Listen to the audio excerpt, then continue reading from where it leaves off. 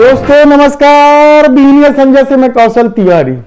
अब तक निर्विवाद रूप से चल रही भारत जोड़ो यात्रा ने महाराष्ट्र पहुंचते ही अपने को विवाद में घेर लिया है और अब यह राजनीतिक शक्ल लेने लगी है, कहा जाए तो गलत नहीं होगा, क्योंकि यात्रा के इस पड़ाव में जब राहुल गांधी अपनी विचारधारा को लेकर वक्तव्य देते हैं या भारत जोड़ो यात्रा को जब विचारधारा की लड़ाई बताते हैं तो सीधे सीधे यह भाजपा और कांग्रेस के बीच की लड़ाई हो जाती है।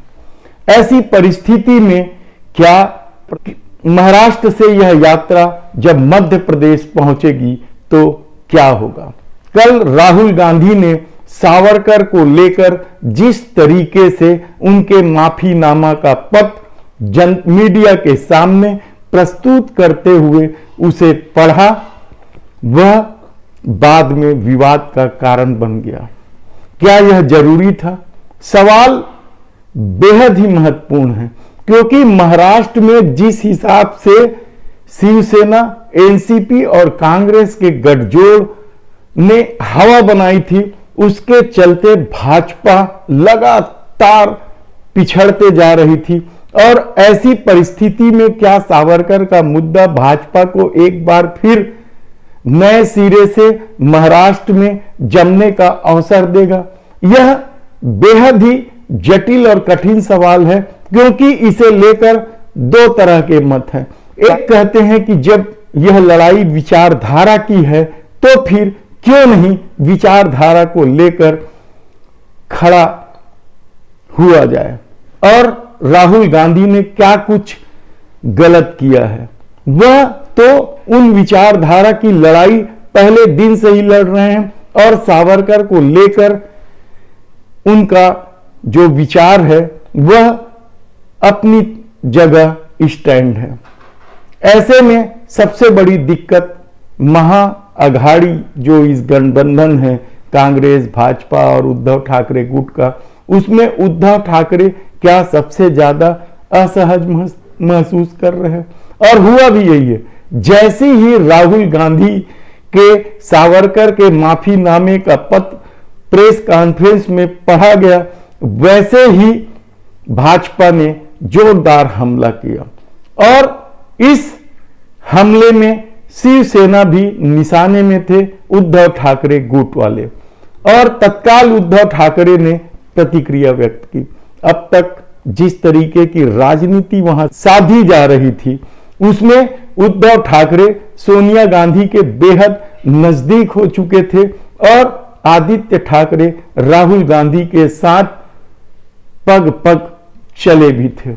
ऐसी परिस्थिति में जब सावरकर को लेकर पूरे महाराष्ट्र में एक अलग ही तरह की सहानुभूति है कहा जाए या माहौल है कहा जाए, उस परिस्थिति में राहुल गांधी का महाराष्ट्र में जाकर सावरकर पर हमला करना, पेंशन भोगी और उनके नौकर बन जाने वाले पत्र माफीनामा को पढ़ना क्या जरूरी था, या इसे कुछ दिनों के लिए नहीं टाला जा सकता था? ऐसे भी विचार आ रहे हैं और कहा जा रहा है कि बेहतर होता कि वे इस बात को मध्य प्रदेश और राजस्थान में जाकर कहते, क्योंकि महाराष्ट्र में सावरकर को लेकर अभी भी बहुत सारे लोगों में एक सिंपैथी है। सवाल ये नहीं है कि माफीनामे के बाद सावरकर ने क्या किया। सर्वविदित है ये कि सजा के पहले तक वे निश्चित रूप से इस देश के लिए लड़ाई लड़ रहे थे, लेकिन माफी के बाद उन्होंने महात्मा गांधी, पटेल, जवाहरलाल नेहरू सबको धोखा दिया था, आजादी के आंदोलन के सेनानियों को धोखा दिया था। यह किसी से छिपा नहीं है, यह ऐतिहासिक सत्य भी है। और ऐसी परिस्थिति में राहुल गांधी का महाराष्ट्र में ही जाकर सावरकर पर हमला करना आगे क्या गठबंधन को कमजोर करेगा? यह सबसे महत्वपूर्ण सवाल है। हालांकि राजनीति के विश्लेषकों का कहना है या राजनीति के जानकारों का कहना है कि ऐसा कुछ नहीं होने वाला है।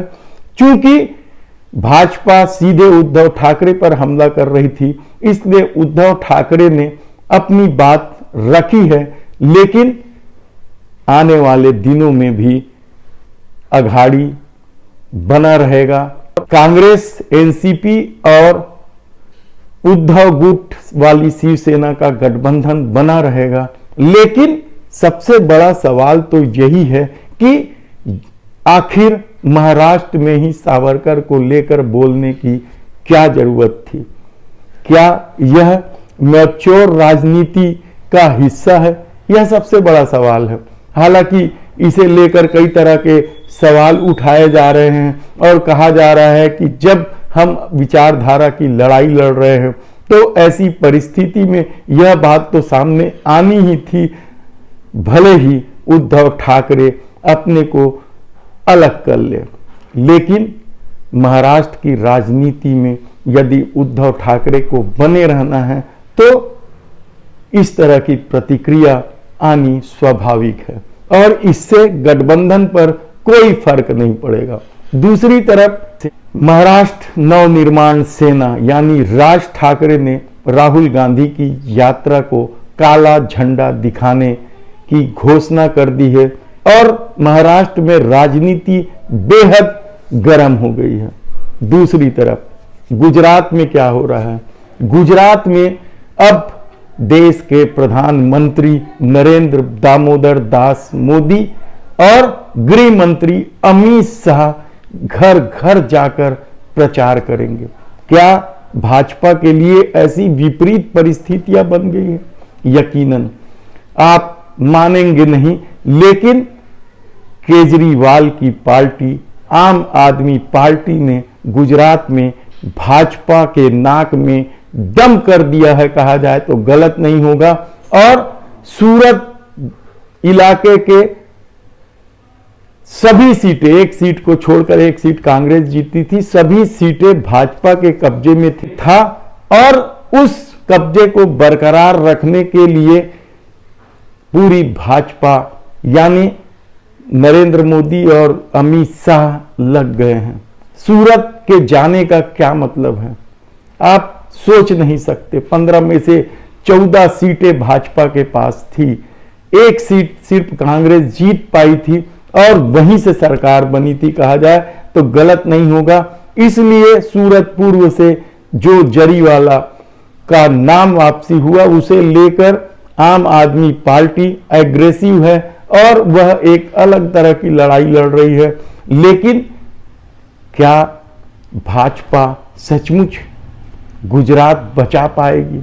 यह सबसे कठिन सवाल है और इस सवाल का जवाब तो 8 दिसंबर को मिलेगा। लेकिन कहा जा रहा है कि शहरी वोट में कम यानी 30 साल 35 साल से जो कम उम्र के युवा हैं वे आपसे प्रभावित हैं और यही अरविंद केजरीवाल की ताकत को देखकर भारतीय जनता पार्टी के बड़े नेता जो देश के प्रधानमंत्री हैं, गृह मंत्री हैं, दोनों ही नेता अब डोर टू डोर प्रचार करेंगे। और ऐसी परिस्थितियां जब गुजरात में बन चुकी है तो क्या कुछ होगा? क्या लड़ाई में से कांग्रेस बाहर हो गई है? नहीं, वह अभी भी ग्रामीण क्षेत्रों और आदिवासी क्षेत्रों में अपनी पकड़ को मजबूत किए हुए हैं और इसके लिए एक बड़ी टीम भी उतार दी गई है। लेकिन यदि शहरी क्षेत्र जो भाजपा के प्रभावशाली क्षेत्र माने जाते हैं वहां यदि आपने धमक दिखा दी तो भाजपा के लिए बहुत बड़ा संकट आने वाला है। और यह संकट न केवल राजनीतिक रूप से बल्कि कानूनी रूप से भी आ जाएगा तो कोई बड़ी बात नहीं है, क्योंकि कहा जा रहा है इस 27 साल के शासन में जो कुछ भी राज दफन है वे सब के सब बाहर आ जाएंगे, जो 2024 के चुनाव के लिए मुसीबत बन सकता है। धन्यवाद।